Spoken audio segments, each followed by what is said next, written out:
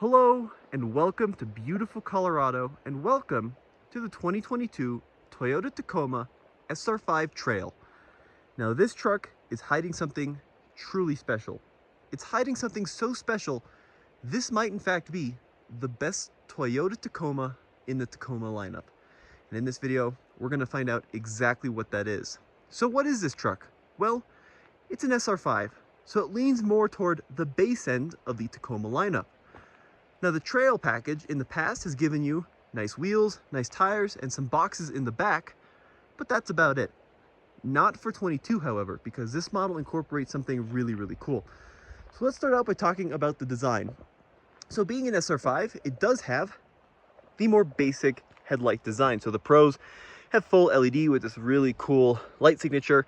You can get that same light signature on the TRD off-road trim, but the SR5 Trail has more of a standard headlight design, but still a very attractive truck, especially with all these bronze accents. So if we take a look at the Toyota script across the front, first of all, it's not a badge, it's the scripting, which looks really great. But my favorite part from a design standpoint has to be the wheels. Check out these bronze wheels. In this case, they are 16-inch wheels, 265/70 R16s. And these are the same exact tires you get on the TRD Off-Road and TRD Pro off-road trims of the Tacoma. So the Goodyear Wrangler Territory AT. To be honest with you, not my favorite tire, but it will do okay for light to moderate off-roading. Now as we come along the side here, you can see this is a 4-door configuration. Tacoma along the back there. Now we can see it's an SR5, which, like we talked about, leans more toward the base end of the spectrum. But this thing looks rad. I love the new Tacoma design. I shouldn't say new. The Tacoma, the 3rd generation, has been around for a number of years now, but it's aging super well. And I still think that this is the best looking mid-size truck in its class. Better looking than the Ranger, better looking than the Canyon Colorado. In my opinion, even better looking than the Gladiator and the new Nissan Frontier. But let me know what you think in the comments section below.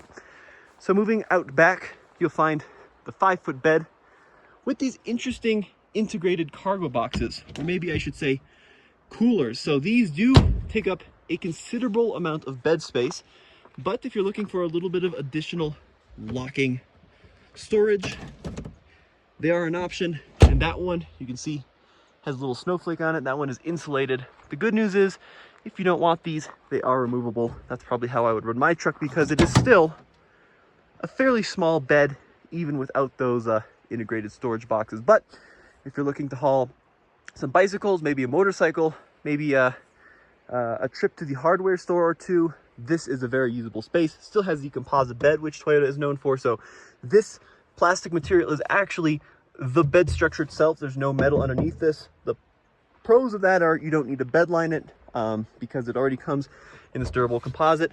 And I think it's proven itself to be pretty strong over the years that people have owned Tacomas. So I like the Trail badging along the back 4x4. This is a V6 model, of course. Tacoma stamped across the tailgate. And then down below we have the receiver hitch here, good for about 6,000 pounds of towing. Here you can see 7-pin and the 4-pin connector. So powering the Trail is Toyota's 3.5 liter V6 engine, naturally aspirated. It makes 278 horsepower. It's been around for a number of years now, and that is mated to either a 6-speed automatic or a 6-speed manual transmission. Let's go ahead and take a look at the inside of this model. So the first thing you'll notice, it does have cloth seats. As we mentioned, this is an SR5, but check this out, the tan stitching, kind of reminiscent of the wheels, continues on the actual seat bolsters and along the seat sides. And these seats are quite fantastic, I do have to say.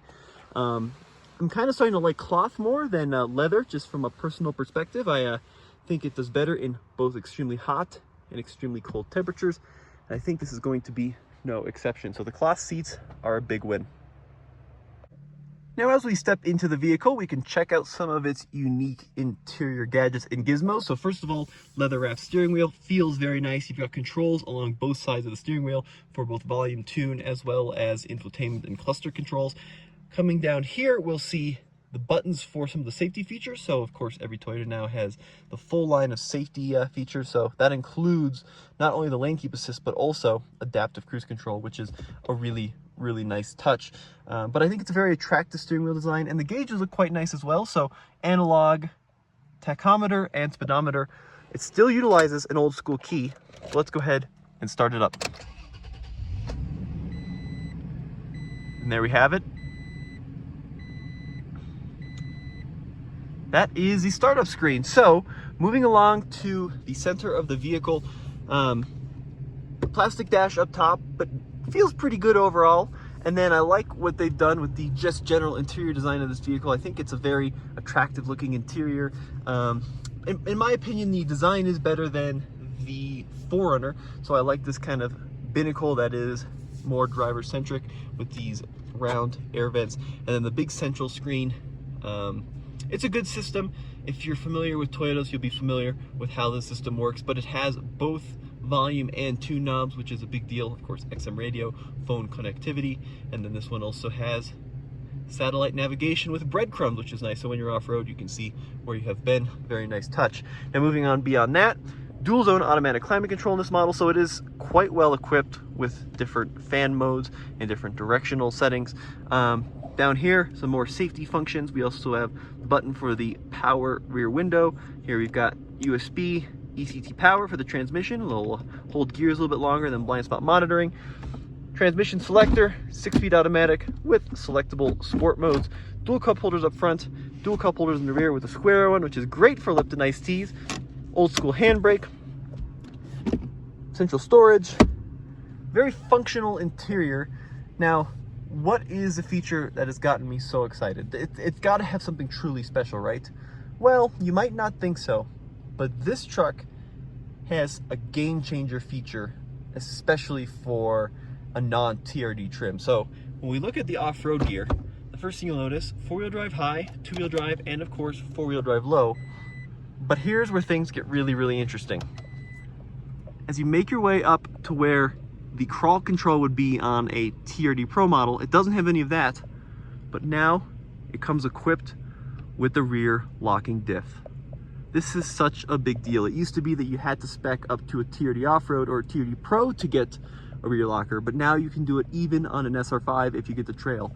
So you're probably thinking, well, it doesn't have the multi-terrain select, which are the off-road mode. It doesn't have the crawl control, which is the automatic off-road cruise control. To be honest, I find neither of those functions in the TRD models to be anywhere near as useful as a good old-fashioned locking rear diff, and I just can't believe that they're finally bringing that down to a more attainable truck. I'm really happy that Toyota has gone this route, and I think they should be commended for that. So that is that big surprise that I was stoked about. Now what that means is that you could use this as a real off-road trail rig. Not that you couldn't before with the older just standard SR5, but the trail was, you know, lacking in the traction aid department a little bit. But now that you can get it with the rear locker, this is a genuine replacement to something like a TRD off-road. Now it doesn't quite have the same perhaps protection or suspension as a off-road or Pro, but it will do enough with the rear locker to really take you to some amazing places. Now the first thing I would do would be swap out the Goodyear Wranglers if you're looking to do stuff like that. They just don't have enough tread block on them, but very excited that they have made this available. And then let's go ahead and look at the rear seat space in regards to stowage and passenger capacity. So we are out here on an overland adventure with Toyota, and we have the back of this vehicle fully stacked up with all of my camping and then personal gear. But we'll go ahead and take a quick peek at the rear seat legroom. So rubber floor mats. Yep, pretty tight. Pretty tight. I'm 6'1". Headroom is decent, but legroom is still a problem. So other potential issues, well, these trucks still are not the most comfortable for taller drivers because the seat is close to the floor. So we end up with kind of this magic carpet ride where your feet stick out in front of you. And then of course you can raise the seat now, which is a good thing, but then your head does hit the roof, although not as bad on this model because no sunroof. So it is better for taller drivers than some of the other Tacomas. But can't wait to know what the final pricing is on the 22 model year, and I can't wait to get this thing out in the dirt. Once I can talk about how it drives, we're still under a driving impressions embargo to really see what this thing can do. We'll have to get it back to our home base in Boulder so we can do some independent testing on our own trails, but really stoked about this. Maybe it's just me, but glad Toyota's bringing lockers to the masses. Well, let me know what you think in the comment section below. As always, this has been Tommy with the Fastlane Off-Road. Check out TFLoffroad.com for the latest and greatest in new truck reviews.